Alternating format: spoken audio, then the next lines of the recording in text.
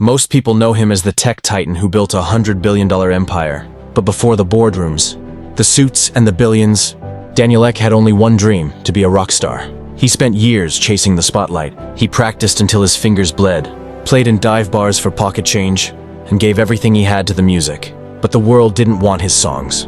He was rejected, ignored, and eventually forced to face the most painful realization any dreamer can have. He wasn't good enough. But this isn't a story about a failed musician.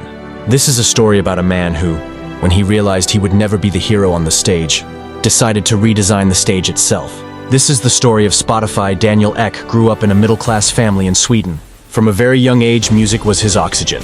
For 3 long years, he treated his music career like a life-or-death mission. He wasn't just a hobbyist. He was a relentless pursuer of a dream. But despite his passion, the breakthrough never came.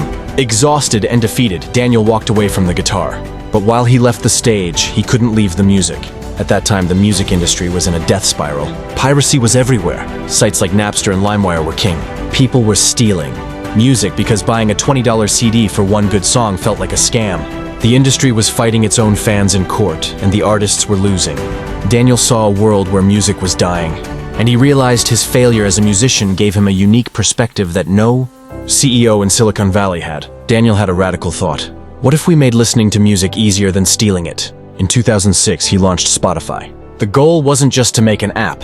It was to create a legal ecosystem where every song ever recorded was available in one place, instantly. He wasn't just building a company.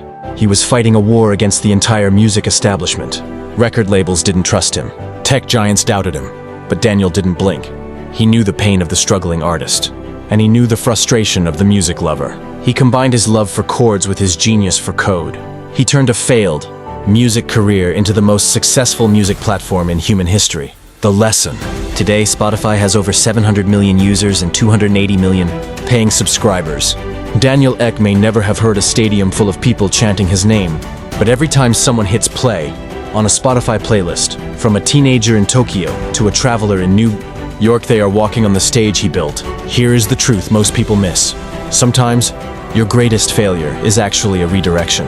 Daniel Ek had to fail as a singer to become the savior of the industry. He had to lose his own dream to help millions of other artists fulfill theirs. So, if you're staring at a closed door today, remember Daniel. Just because you aren't meant to be the person under the spotlight doesn't mean you aren't the one meant to turn the lights on.